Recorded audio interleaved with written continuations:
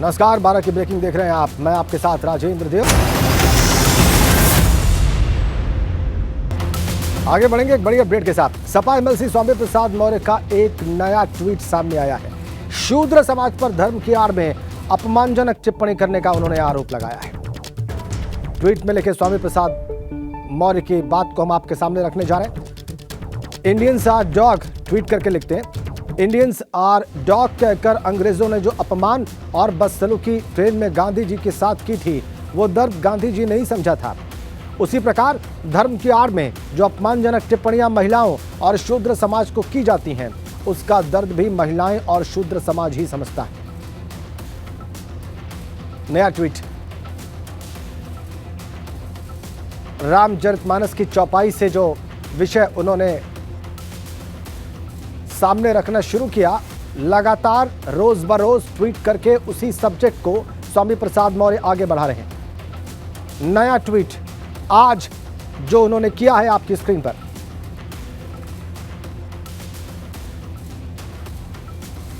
अनुभव शुक्ला हमारे साथ जुड़ गए, हमारे संवाददाता। अनुभव, रोज बरोज वही सब्जेक्ट और ट्वीट करने वाला व्यक्ति भी वही।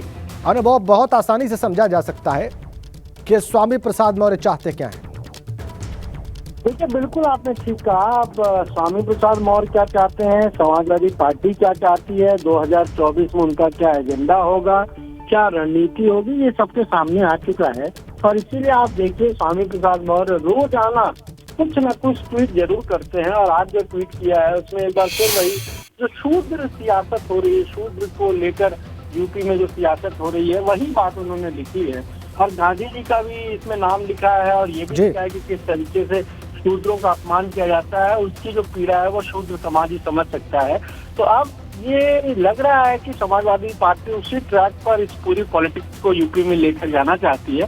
हालांकि जब स्वामी प्रसाद मौर्य ने समाजवादी पार्टी ज्वाइन की थी, आपको याद होगा राजेंद्र, तो मंच से कहा था ये 85 बनाम 15 की लड़ाई होगी, और किस तरीके से उसका उल्टा असर हुआ था आपको ये भी पता है। नतीजे सबके सामने थे। तब भी समाजवादी पार्टी में एक धड़े ने कहा था कि स्वामी प्रसाद मौर्य के बयान से बहुत नुकसान उठाना पड़ा। और अब स्वामी प्रसाद मौर्य ने जो पहले टिप्पणी की, उसके बाद लगातार ट्वीट कर रहे हैं। उसके बाद भी पार्टी में एक धड़ा ऐसा है जो कह रहा है कि ये ठीक नहीं है, इस तरह की बात नहीं होनी चाहिए। लेकिन अखिलेश यादव खुद यही बात कह चुके हैं। और अब स्वामी प्रसाद मौर्य एमएलसी नहीं, अब तो वो राष्ट्रीय महासचिव हो गए हैं समाजवादी पार्टी में।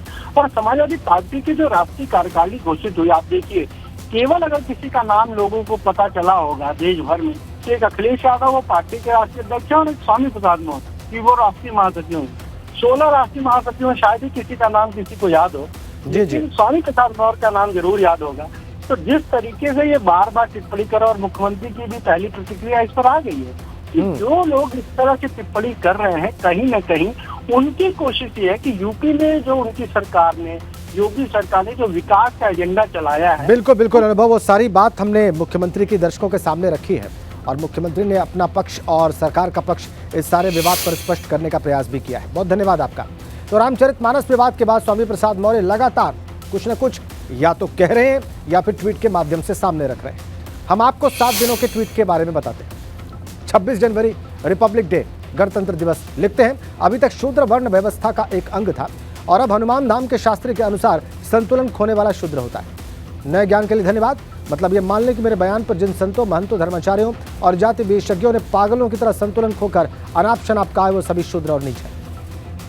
अगला ट्वीट 27 जनवरी को करते हैं स्वामी प्रसाद मौर्य। ठीक अगले दिन लिखते हैं ट्वीट करके 27 जनवरी को कि अभी हाल में मेरे दिए गए बयान पर कुछ धर्म के ठेकेदारों ने मेरी जीभ काटने और सिर काटने वालों को इनाम घोषित किया है। अगर यही बात कोई और कहता तो यही ठेकेदार उसे आतंकवादी कहते, किंतु अब इन संतों, महंतों, धर्माचार्यों और जाति विशेष के लोगों को क्या कहा जाए, आतंकवादी, महाशैतान या जल्लाद। 27 जनवरी। अगले दिन 28 जनवरी को फिर एक ट्वीट आता है। 28 जनवरी को लिखते, देश की महिलाओं, आदिवासियों, दलितों और पिछड़ों के सम्मान की बात क्या कर दी, मानो भूचाल आ गया। एक एक करके संतों, महंतों, धर्माचार्यों का असली चेहरा बाहर आने लगा। सिर नाक कान काटते पर उतर आए। कहावत सही है कि मुंह में राम बगल में छुरी, धर्म की चादर में छिपे भेड़ियों से बनाओ दूरी। अगले दिन 29 जनवरी को फिर एक ट्वीट, धर्म की दुहाई देकर आदिवासियों, दलितों, पिछड़ों और महिलाओं को अपमानित किए जाने की साजिश का विरोध करता रहूंगा। जिस तरह कुत्तों के भौंकने से हाथी अपनी चाल नहीं बदलता, उसी प्रकार इनको सम्मान दिलाने तक मैं भी अपनी बात नहीं बदलूंगा। फिर 30 जनवरी को भी एक ट्वीट, हर असंभव कार्य को संभव करने की नौटंकी करने वाले एक धाम के बाबा की धूम मची है। आप कैसे बाबा हैं जो सबसे सशक्त पीठ के महंत होने के बावजूद सिर तन से जुदा करने का सुपारी दे रहे हैं? शाप देकर भी तो भस्म कर सकते थे। 21 लाख भी बचता, असली चेहरा भी बेनकाब न होता। फिर 31 जनवरी को देश की महिलाओं, आदिवासियों, दलितों और पिछड़ों के सम्मान की बात करने से तथाकथित धर्म के ठेकेदारों को मिर्च क्यों लग रही है? आखिर ये भी तो हिंदू ही हैं। क्या अपमानित होने वाले 97% हिंदुओं की भावनाओं पर अपमानित करने वाले 3% धर्माचार्यों की भावनाएं ज्यादा मायने रखती हैं? 1 फरवरी को समस्त महिला समाज और शूद्र वर्ण के सम्मान की बात क्या की, मानो पहाड़ टूट गया। जिन दम्भी, पाखंडी, छद्मवेशी बाबाओं ने सिर काटने वालों को 21 लाख देने की घोषणा की थी, वही बाबा फोटो को तलवार से काटकर अपने शैतान होने की पुष्टि कर रहे हैं। अब इन्हें पलटी मार बाबा कहें या थूक कर चाटने वाला हैवान। ये एक के बाद एक ट्वीट, 7 दिनों के पूरा कंटेंट हमने आपकी स्क्रीन पर रखा। आगे बढ़ते, रामचरितमानस विवाद पर यूपी के मंत्री अनिल राजभर ने क्या कहा कि विपक्ष मुख्य मुद्दों से ध्यान भटका रहा है, और 3 फरवरी से शुरू होने वाले मिशन रोजगार पर भी उन्होंने जानकारी दी। ये विपक्ष का फेल्योर है, फेल हो गए हैं समाजवादी पार्टी के लोग और उनके राष्ट्रीय अध्यक्ष जी। जब सदन आता है तो वहां बात नहीं रखते, और ये सच कहिए तो असल तो ध्यान ये हटाना चाहते हैं। हम तो विकास की बात करना चाहते हैं, हम तो विकास को लेकर आगे बढ़ना चाहते हैं, लेकिन ये विकास की बात कभी किए हो तो आप बताइए। और मैं फिर कह रहा हूं कि पूरी साजिश के तहत जो उत्तर प्रदेश की सरकार विकास के रास्ते पर आगे बढ़ रही है, विकास को मुद्दा बना रही है, उससे ध्यान भटकाने के लिए ये खुद समाजवादी पार्टी का एजेंडा है कि इसको डाइवर्ट करिए। अब उसमें भी फेल हो गए तो हमें अराजक, दुनिया जानती है, समाज जानता है, देश जानता है कि अराजकता फैलाने वाले लोग कौन हैं। ये वही उत्तर प्रदेश है। हमें अपना लक्ष्य बढ़ाना पड़ रहा है। आज निवेशक पूरे देश के अंदर उनकी पहली पसंद हम हैं, उत्तर प्रदेश। और जब हमारी सरकार नहीं थी, कोई यहाँ झांकना चाहता था, कोई देखना चाहता था? जो जंगल राज यहाँ पर कायम था उनके नेतृत्व में, वो किसी से छुपा है? हम मार्च माह तक उत्तर प्रदेश की हर विधानसभाओं में हम रोजगारी की समस्या को देखते हुए मुख्यमंत्री जी ने आदेशित किया है, उसका पालन करने जा रहे हैं। और कल से उसकी शुरुआत पूर्वांचल की धरती, आजमगढ़ की माटी और दीदारगंज विधानसभा से हम उसकी शुरुआत करने जा रहे हैं। इसकी शुरुआत होगी पूर्वांचल की धरती आजमगढ़ से।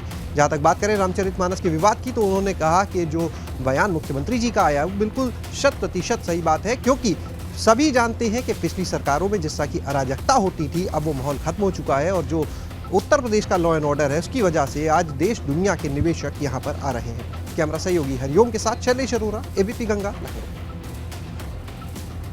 अगली बड़ी अपडेट कानपुर से मिल रही है। इरफान सोलंकी को कोर्ट लेकर पहुंची है पुलिस। जी, बांग्लादेशी मूल के मुद्दे पर इरफान सोलंकी की कोर्ट में पेशी हुई है। सोलंकी पर आरोप है कि बांग्लादेशी मूल के नागरिक मोहम्मद रिजवान को सोलंकी भारतीय होने का प्रमाण पत्र देने में मदद कर रहे थे। सपा विधायक इरफान सोलंकी की आगजनी और धमकी के मामले में फिलहाल महाराजगंज जेल में इरफान सोलंकी बंद है, लेकिन कोर्ट में पेशी के लिए लेकर पहुंची है पुलिस। बांग्लादेशी नागरिक को नकली फर्जी प्रमाण पत्र दिलवाने के प्रयास के मामले में बांग्लादेशी मूल के मुद्दे पर इरफान सोलंकी की कोर्ट में पेशी हुई है, पुलिस लेकर पहुंची है। आरोप है कि बांग्लादेशी मूल के नागरिक मोहम्मद रिजवान को सोलंकी भारतीय होने का प्रमाण पत्र दिलवाने में मदद कर रहे थे। फिलहाल वो आगजनी और धमकी के मामले में महाराजगंज जेल में बंद है।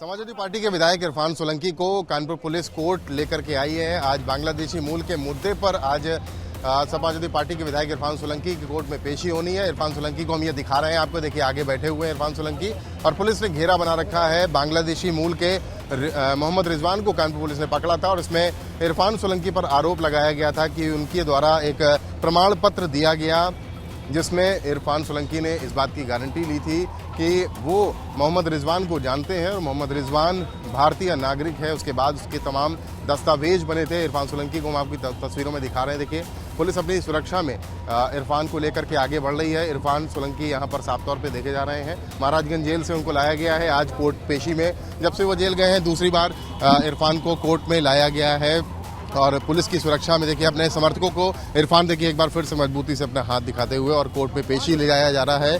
दृढ़ इच्छा को दिखाते हुए कोर्ट में भारी बंदोबस्त सुरक्षा का किया गया है और सुरक्षा के घेरे में इरफान सोलंकी को कोर्ट में आज पेश किया जाएगा। मोहम्मद रिजवान को कानपुर पुलिस ने पकड़ा था।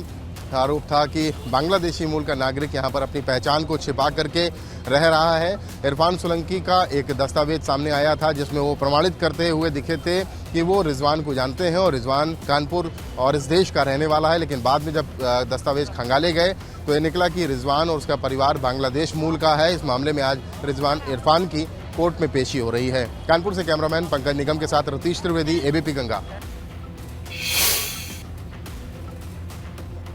क्या है ये बांग्लादेशियों का मामला, आइए आपको बताते हैं। कानपुर से 5 बांग्लादेशी गिरफ्तार हुए थे। गैर कानूनी ढंग से ये बांग्लादेशी कानपुर में रह रहे थे। बांग्लादेशियों से फर्जी पासपोर्ट भी मिले थे और फर्जी आधार कार्ड भी इन बांग्लादेशियों से पुलिस को बरामद हुए थे।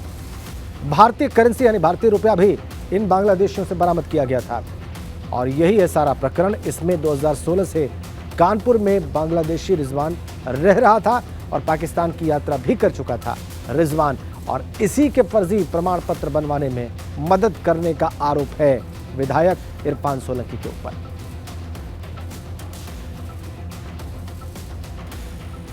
एक बड़ी अपडेट, एक बड़ी पॉलिटिकल अपडेट। समाजवादी पार्टी और राष्ट्रीय जनता दल की मान्यता रद्द करने की मांग की गई है। जी, वीएचपी कोषाध्यक्ष आलोक कुमार ने चुनाव आयोग को पत्र लिखा है। वीएचपी कोषाध्यक्ष ने चुनाव आयोग से मुलाकात के लिए समय की मांग की है। बड़ी अपडेट, समाजवादी पार्टी और राष्ट्रीय जनता दल तो सरकार में भी है बिहार में, और उसकी मान्यता को रद्द करने की मांग की गई है चुनाव आयोग से। वीएचपी कोषाध्यक्ष ने चुनाव आयोग से मुलाकात के लिए समय की मांग की है। चुनाव आयोग को पत्र भी उन्होंने लिख दिया है। चुनाव आयोग से उन्होंने समय मांगा है। नाम इनका आलोक कुमार, कोषाध्यक्ष हैं वीएचपी के यानी कि विश्व हिंदू परिषद के। मांग कर रहे हैं कि सपा और राजद की मान्यता रद्द की जाए। शामली से खबर मिल रही है, सड़क हादसे में दंपत्ति की मौत की खबर है। कांधला थाना इलाके में दिल्ली सहारनपुर हाईवे पर यह दर्दनाक हादसा पेश आया है। गोवंश सड़क पर आ जाने से तेज रफ्तार कार डिवाइडर से जा टकराई। हादसे की सूचना मिलते ही पुलिस मौके पर पहुंची और शव को पोस्टमार्टम के लिए भेज दिया गया। बेहद दर्दनाक हादसा दिल्ली सहारनपुर हाईवे पर गोवंश के सड़क पर आ जाने से तेज रफ्तार कार डिवाइडर से जा टकराई और दंपत्ति की मौत सड़क हादसे में। शामली से खबर लखनऊ से है। यहां बड़ी नहर में महिला की लाश मिलने से पूरे इलाके में सनसनी फैल गई। नहर में महिला का बहता हुआ शव देखकर लोगों में तरह तरह की चर्चाएं हैं। वहीं इमरजेंसी नंबर 112 पर सूचना के बाद भी पुलिस अभी तक मौके पर नहीं पहुंची। मामला मोहनलालगंज थाना इलाके के कुंवर बहादुर खेड़ा का है। सनसनी पूरे इलाके में, यही बात लोगों के बीच चर्चा का विषय। अगली खबर बागपत से है। ईंट भट्टे पर बाल मजदूरी कराई जा रही है। यह मामला कोतवाली थाना इलाके के बीबीएफ ईंट भट्टे का है। यहां पर छोटे छोटे बच्चों से ईंट पथवाई जाती है और आपको बताएं कि पूरे जिले में सैकड़ों ईंट भट्टे हैं जहां बड़ी संख्या में मासूम बच्चों से काम लिया जा रहा है। वहीं शिकायत पर अधिकारियों ने टीम बनाकर दोषियों पर कार्रवाई की बात कही है।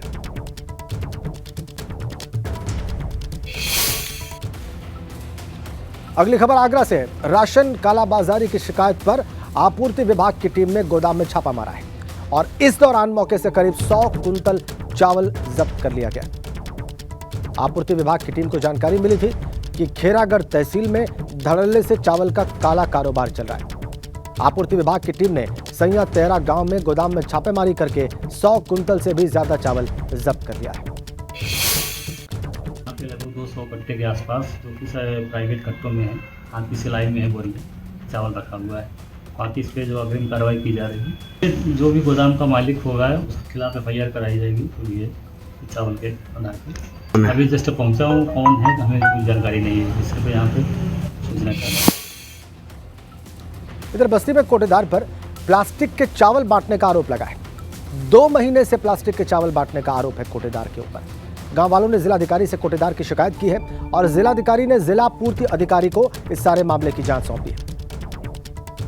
बस्ती का मामला है, कोटेदार पर यह सब करने का आरोप, प्लास्टिक के चावल बांटने का आरोप और बहुत गंभीर आरोप। जिलाधिकारी से कोटेदार की शिकायत की गई है गांव वालों के द्वारा। चावल जो बांटा जा रहा है उसका नमूना भी दिखा गया है।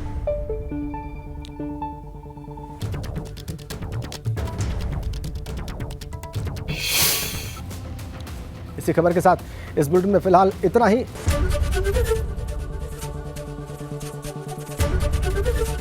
ABP गंगा, खबर आपकी, जुबान आपकी।